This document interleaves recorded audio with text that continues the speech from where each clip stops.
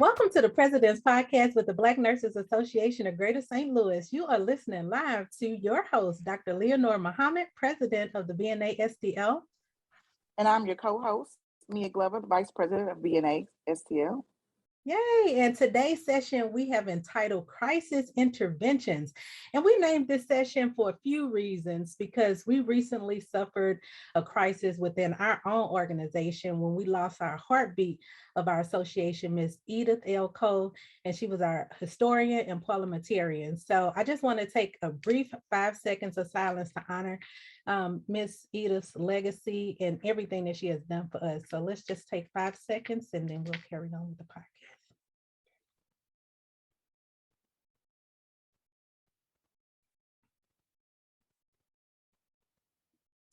Thank you, Miss Edith. We love you and we are following your vision and mission and carrying on with this podcast because she loved everything BNA and she will be totally supportive of what we're doing, the conversation that we're going to have today. And she has done work with our organizations that we're going to talk to today. So first, let me do some introductions. The second reason why we named this crisis intervention is because we're going to talk with those that help in the community that serve individuals that are going through crises and trauma and helping women and young men and families across the St. Louis area. So today we have the pleasure of having two BNA member co-hosts. First, Dr. Robyn Drake. She is with us today, has been a long-term member of the BNA. She has 24 years of experiences as a registered nurse and 17 years as an MP in various settings. She has her doctorate of nursing practice and she's a family nurse practitioner in family medicine. Her experiences includes bedside nursing, correctional health care. That's where I met Miss Dr. Robyn Drake in correctional health care, women's health, home health, and she's an adjunct faculty member at the University of Missouri, St. Louis. She has done plenty of things around the community. She's making a difference for the city of Ferguson. She's a founder of Picking Up the Pieces Foundation, helping individuals and families faced with life-changing events. And of course, a member of the BNA. She has won many awards. She has been a runner-up for the St. Louis Magazine's Nurse of the Year Award. She's been named the 2019 Advanced Practice Nurse of the Year for the MBNA. And she is a lifetime member of MBNA. So welcome, Dr. Drake. Oh, thank you. Thank you very much. All right, and then we have another BNA member co-host today, Ms. Ruby Gary. She is a correctional and charge nurse. She also has 22 years experience of major nonprofit organizations, experiences from New York, the American Red Cross, Special Olympics, Make-A-Wish, and the last 10 years as a professional Girl Scout title with collaboration specialist. She has designed and developed Scout programs to 5 to 18-year-olds, and she has 8 years experiences as a volunteer SANE advocate. And if you don't know what SANE is, she's gonna talk all about it, but it's sexual assault nurse examiner. So welcome, Ms. Ruby. Thank you. Thank you very much for having me. And then last but not least, we have Ms. Ann Wier. Did I say that right? You did. Thank you. I'm doing good, Mia, today. Miss Ann is a crisis nursery art therapist, and she is a registered art therapist. She's attended Truman State University for her bachelor's degree and Springfield College for her master's in art therapy. She's worked at inpatient psych for 9 years. She's part-time at a mental health crisis line for 3 years. She's been a part of the St. Louis Crisis Nursery team for the last 13 years. She's married 16 years, a proud mama of 3. And what she does is provides a therapeutic environment while using a process of art making. Oh, I want you to talk about that so people in the community will know, in which children at the nursery can express and regulate their feelings, process trauma, and build self-esteem and promote resiliency. So welcome, Ann. Oh, thank you. I'm excited to be here. I am excited to talk to you guys. So, and we'll start off with you. So the St. Louis, the BNA of Greater St. Louis has been working with the St. Louis Crisis Nursery for many, many years now. Usually with our annual toy drive, Dr. Drake will talk a little bit more about what we do and how we partner with you. But tell us a little bit about the St. Louis Crisis Nursery and like, what do you do? What's your mission? What do you guys do in the community? Definitely. Thank you very much.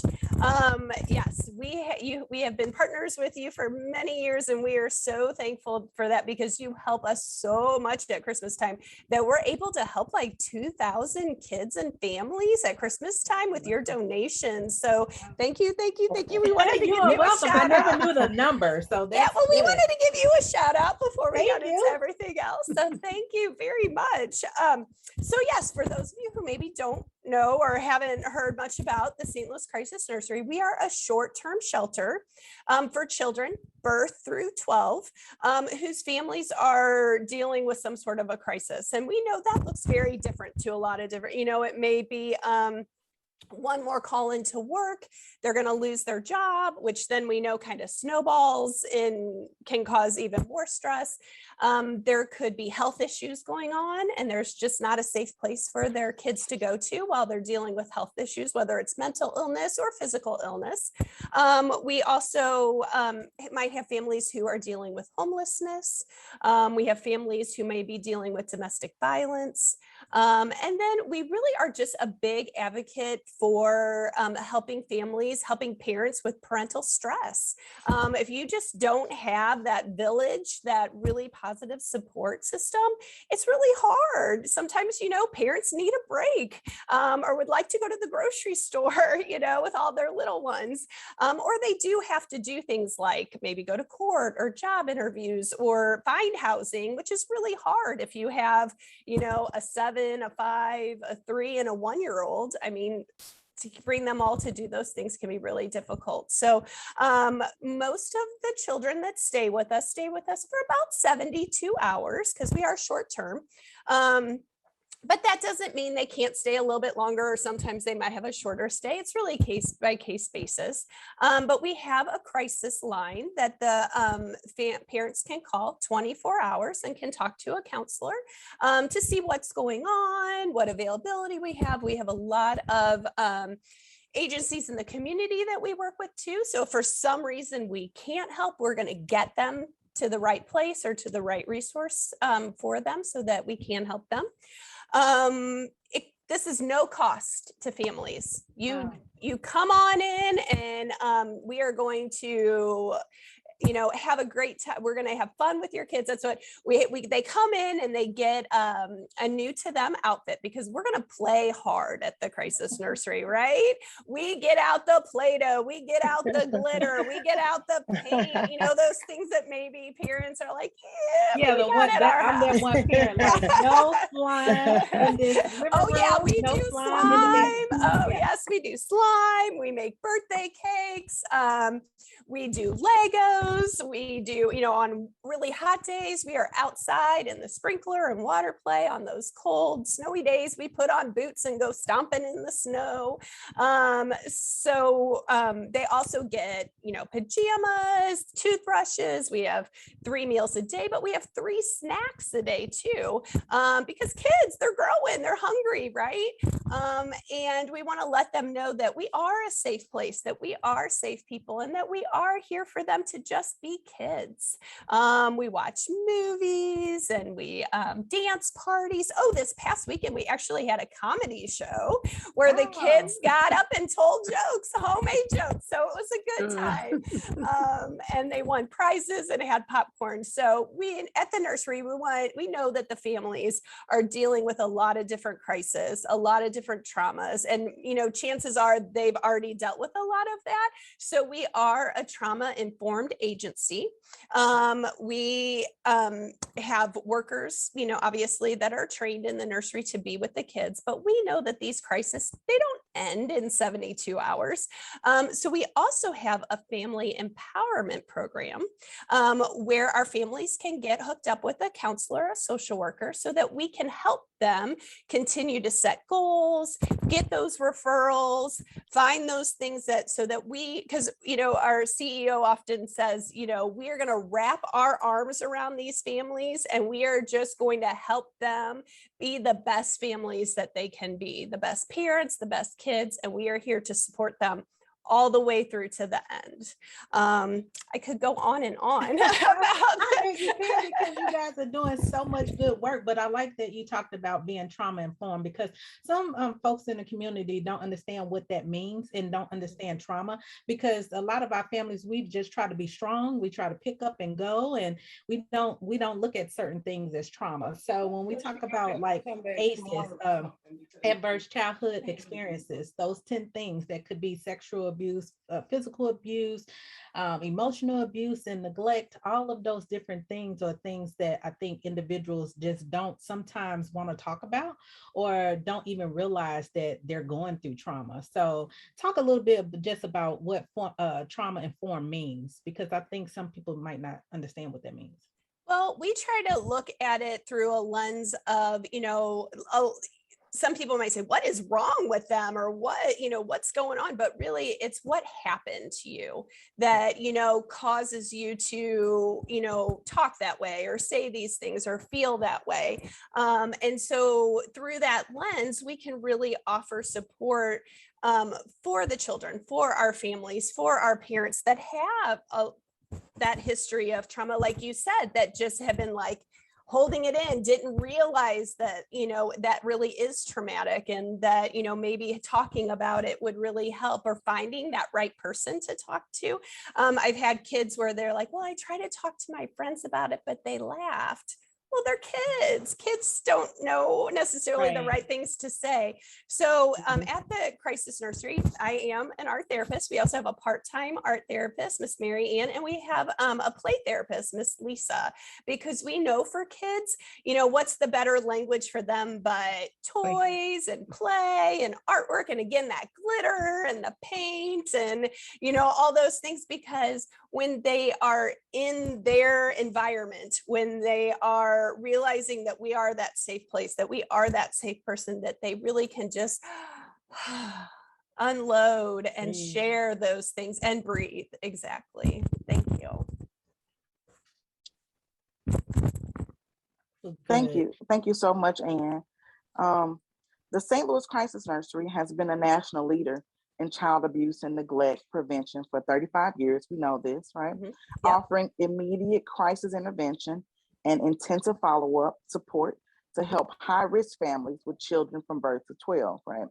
So Ruby, I'm sure that your background and experience as a sexual assault nurse examiner, right? We call that a SANE advocate. You've worked with ladies going through trauma, and they may have had to utilize services like the Crisis Nursery for their children. Can you share some of your experiences serving women suffering from sexual abuse? Oh, sure. Yes, I was a actually advocate for the same center in New York, Long Island. And I would go in usually Friday and Saturday nights, because we did 12-hour shifts. I get called in if there was a trauma, whether it was sexual abuse or domestic violence. And I would counsel with the women and explain. And sometimes we even had a few males that were attacked or had some type of trauma.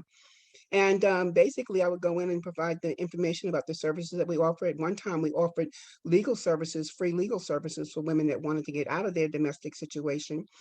And it was usually so innocent. A lot of times people went to parties, or they went out with a guy who was a new date, or somebody that they knew, they trusted, they thought they could be comfortable with this person. And it turned ugly, and they wound up in the emergency room, where they would get a what we call a rape kit and be examined to gather all of the information and all of the data of what had happened, to try to determine whether or not this was something that needed to be prosecuted. Wow, that is amazing. And Yeah. it's a lot of nurses, and that's the great thing about being in the field of nursing, is there's so many different areas that a nurse can do. Like I would say maybe about maybe 5 years ago, I learned about the same examiners, and being certified in that area. I had no clue. I mean, we usually, if we are working in the area, we will tend to patients, but I didn't know anything about the certification. So that's absolutely wonderful, Ruby, that you have that experience. Well, it's actually now classified under forensic nursing, and there is a certification for it. And so I'm probably going to be looking into getting that certification so I can actually do the examinations here in St. Louis. Oh, great. So That's I'm wonderful. thinking Now, about it. Robyn, your organization, Picking Up the Pieces, covers another area of support for those who have suffered through a life-changing event. So let's talk about a little bit about your organization and you know, why did you want to found it, and you know, how you and your team help those that's going through crises. Okay. So in 2017, July, I lost my son, 22 years old, to homicide in St. Louis. I had to figure out a way to turn pain into purpose. I think my biggest piece was trying to understand the why without having anybody with background regarding his case. I couldn't understand why it happened, what had happened, what had he done? Was there something that needed to be done differently, what have you? So in all of that kind of learning journey, I wanted to know, okay, so why would someone do this to another person? This is me and all of my nursing education. Nurses always try to figure out the why. So here I am. I'm saying, so when I come from corrections, of course, I left corrections in 2006. And I was saying, okay, so I know recidivism is high. You go back to jail because oftentimes you commit crimes. One of my research projects in the master's program was about recidivism. So for example, an 18-year-old gets out of jail, but then he's required to take care of his 4 or 5 younger siblings. He has to get them back and forth to school. He's responsible for paying the bills. And instead of going back to McDonald's, it may be easier for him to go back to the street and sell drugs, make quick money so that way he can in turn pay the bills and take care of the home. So all of this kind of came back to me as I'm trying to figure out the whys behind all of the information with the case. And I was saying, okay, so how do you help people pick up their lives after going through some type of major life event?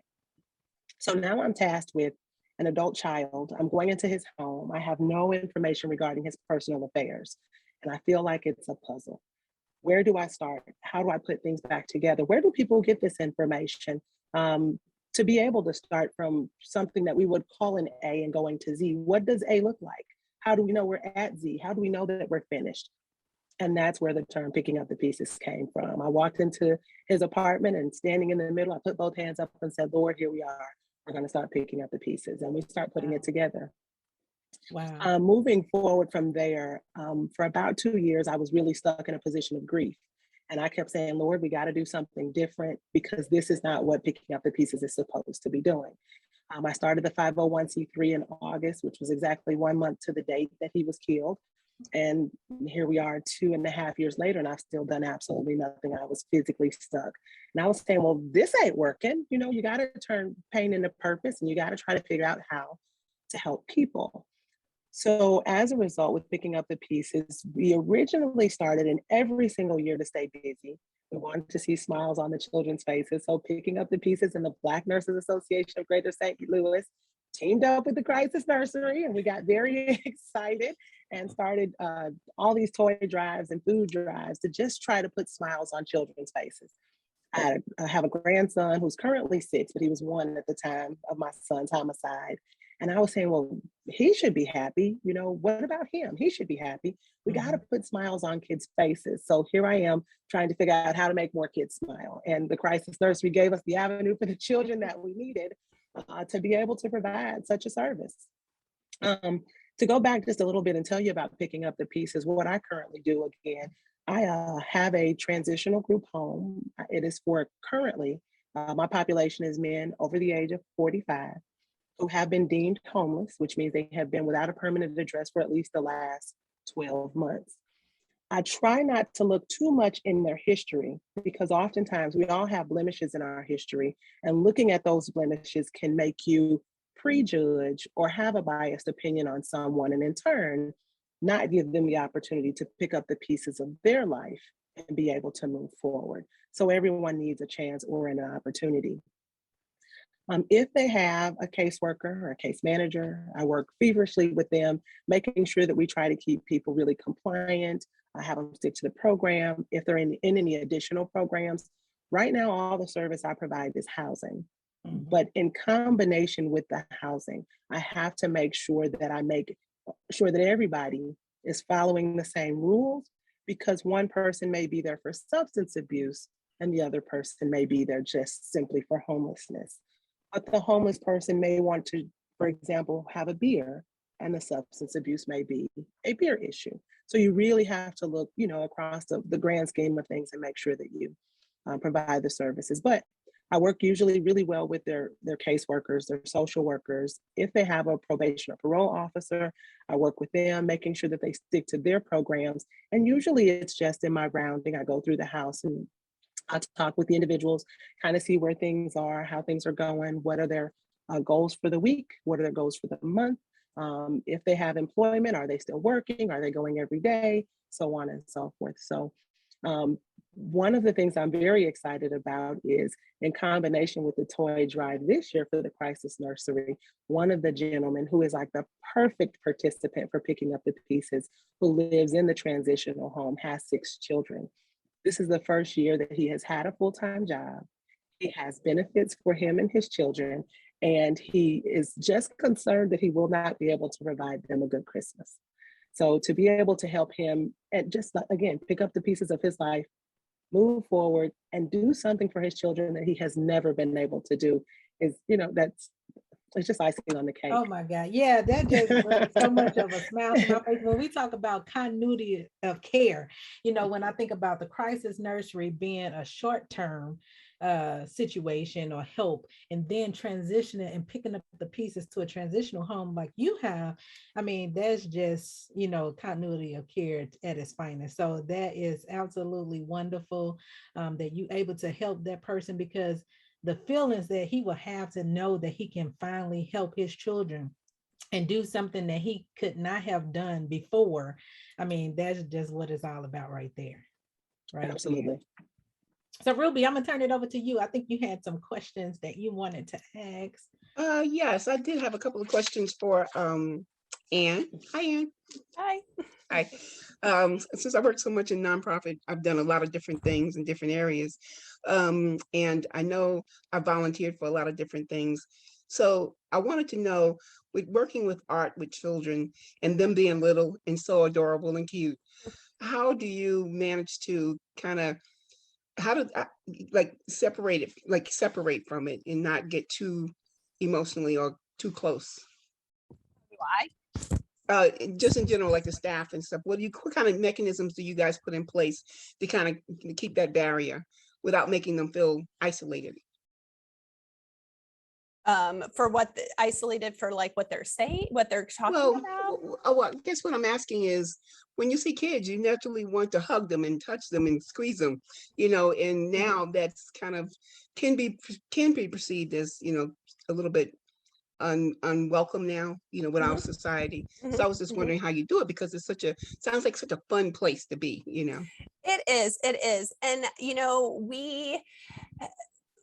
we are there for our families and for the children. So occasionally we will ask the kids, do you need a hug today? Or is it okay for a hug today? So that they can say it's okay, that we're going to let them, would it be, I can see you're having a tough day. Would it be okay for a hug? And if not, then we might offer other things, we have lots of, stuffed animals and dolls and blankets and those kind of things. So we might say, hey, would that help? What if you gave, Mr. Bear a hug? I wonder how that would help you feel today, or something to cuddle with. Because I mean, most of the kids are staying the night with us. We are 24/7.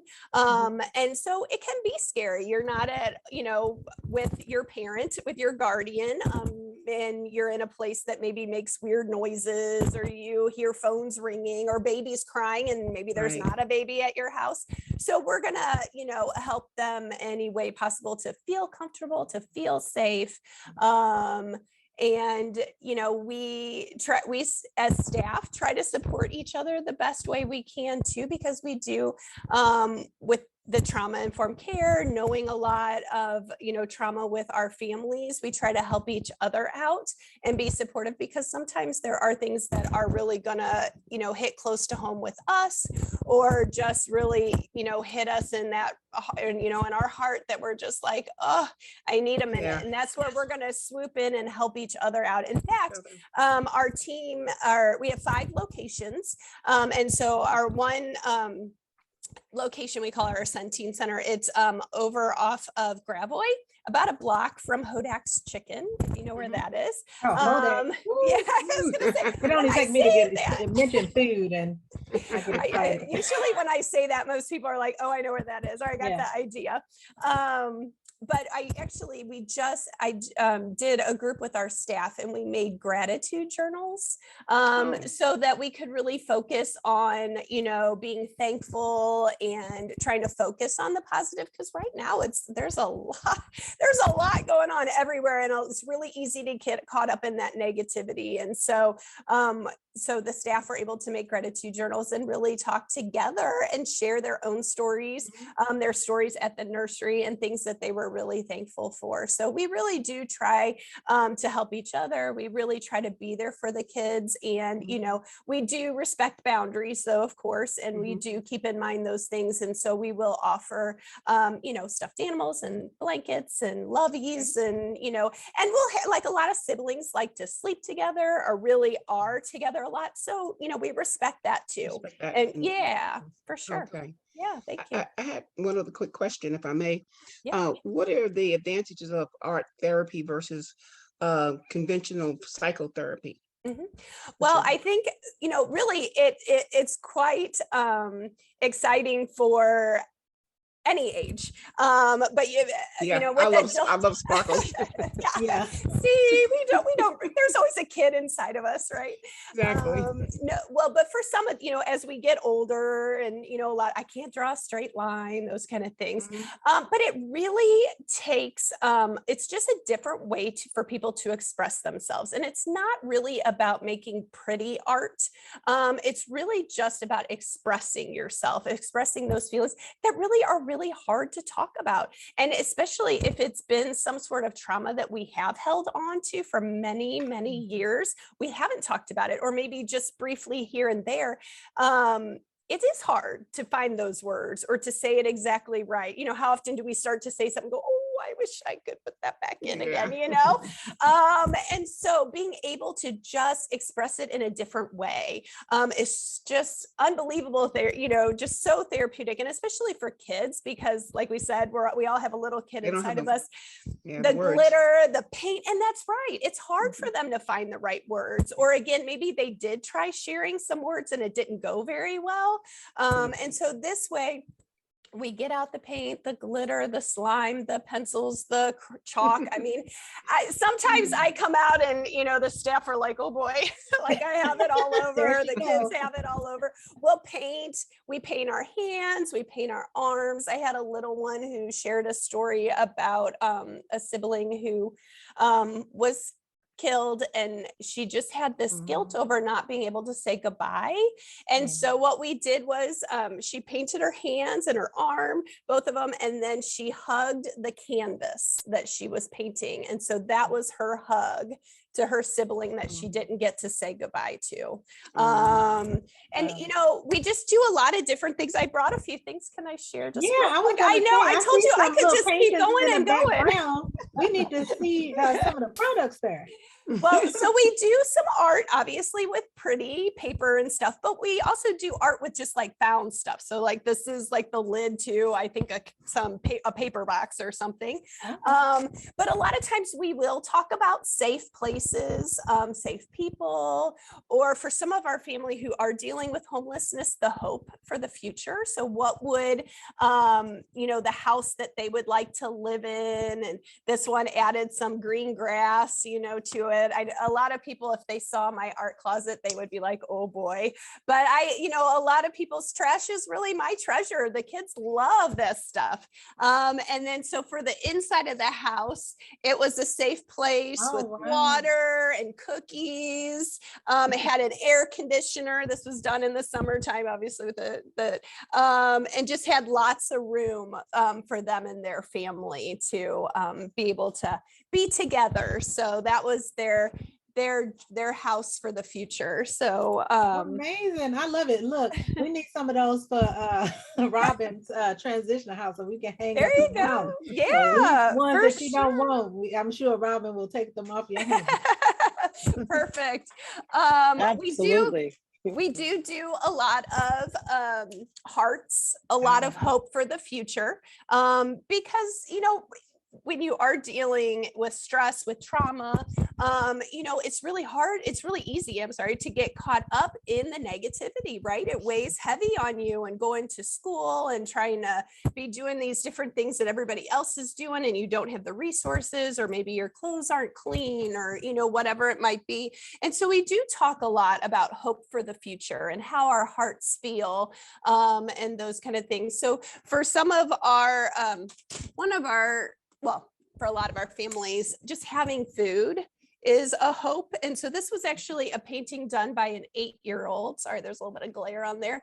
But they were happy to have food for their family. And so I don't know if you can tell, but this table is tiny, but this big bowl of all this food. And it was like apples and oranges and grapes and blueberries and a lot of healthy food too. And so when we hear kids saying those things, we're going to reach out to the parents and the guardians and offer food bags, offer referrals, food pantries, those kind of things too. But we, you know, give out all kinds of things, foods and clothes and diapers and formula. You know, if we have it, we are going to share it. So when we hear our kids saying that their family needs food, we're going to help them. We do a lot of self-esteem. So just focusing on the positives, focusing on the things that we are good at. And so this one was done by a 10-year-old. I just love all the colors in it. And they titled it American Beauty. Just Wow. loved it. Isn't that so great? I just love it. Kiddos are amazing what they come up with. Yes, I know. I feel like, okay, I have one more that I really want to share. I could go on and on. You know, when I've been doing this for so long, it's like all the stories are important, but I feel like this time of the year, this one was really touching. So this was made by an 11-year-old. They have their house, but if you notice, there's actually two sons, sons, right? So they said, this is a house for my family, 2 sons to keep the house warm. So it's not so cold that you have to wear a jacket inside. Wow. So for right now, you know, and so just giving them that opportunity to, like, you know, be able to share what's going on in their lives. And we have a lot of families that are homeless, living in hotels, living in their cars, you know, living from place to place. And so, you know, we'll do groups with our kiddos too. And so for them to realize they're not the ones in those situations can be so empowering for them, and realize that they're not alone, and that we're here. We're going to help them in any way that we can. So. And that seems to be a common theme. Thank you so much, Ann. That seems to be a common theme throughout places like yours, you know, with the Crisis Nursery, as well as Picking Up the Pieces and Dr. Drake in the transitional housing. I actually had the opportunity to talk to Dr. Drake earlier in the year about her garden that she was doing in the backyard. You talked a little bit, Ann, about healthy foods, and I remember her saying that she was laying rows in the yard to really get her transitional housing folks learning how to, you know, invest in themselves in a different way, and exactly what you're talking about, but focusing on adults as opposed to kids, because if the parents are healthy, then that helps the kids get ahead. But how can people support you guys? How can they support, I guess, you first, Ann, and then you, Dr. Drake? How do we find out how we can send supporters your way? Well, we love all support. We, of course, we need volunteers. So if you want to come and volunteer, you can give us a call. We have a volunteer coordinator that I forgot to grab her card. If you go to Crisis, let me get it's Crisis Nursery Kids, all one word, .org. it will tell you more information of how to volunteer, how to give. We actually have a wish list on our website that you can look at, and you can even just like order from Amazon and they just ship it right to us. So you don't even have to take the time to run it by us. This time of the year, we do have our Christmas program that you all generously help with, getting kids toys to kids and those kind of things. But we also this year, because of COVID still kind of going on, our families, are really, we're trying to help them more through like gift cards, through agencies for like utilities, rental assistance, those kind of things. So probably the best bet is to go ahead and check out our website, crisisnurserykids.org. Our admin offices, if you really feel like you need to talk to someone, is 314-292-5770. But yes, financial support, donations, new clothes, new toys, Amazon, our wish list, and volunteers. And we have volunteers of all, like that are with the kids, but then also help us organize. So we love our community. We love giving back to our community. We love that our community loves and helps us too, like you guys. All righty. What about food? Did you mention Yes. food? Yes. Too? Yes, of course, absolutely. Because like I said, our family empowerment program, which also I forgot to mention too, we have a Latinx program, part of that too. So we actually help the Hispanic population, people who speak only Spanish. We have that help too. And we also offer some legal resources that way too. But yes, if you want to donate food, you definitely can. We do work with Operation Food Search too. But yes, if we get it, we are going to help. We're going to give it to the kids, or we're going to give it to the families, because that's what we're here for. Okay, great. All right, Dr. Robyn, talk a little bit about how the supporters can help out picking up the pieces.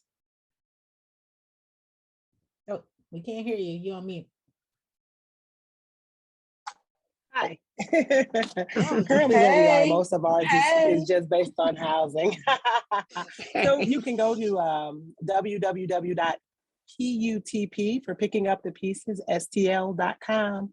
And that will give you a wealth of information, tells you more about me, why the services were started, what our vision and mission are, so on and so forth. It also gives information for contacting me specifically so that we can connect better, do donations, and so on and so forth. But all of it is available on our website at putpstl.com. Okay, now you need to tell them about the toy and food drive that the BNA is sponsoring. So talk about this happy hours that's going on. Well, hold on, before we get to that, I know that you have a newsletter that you send out. How can they sign up to receive your newsletter? Is there a way for them to contact you on there as well?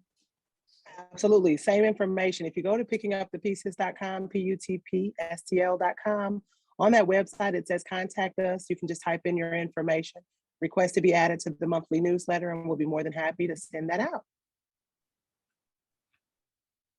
All right.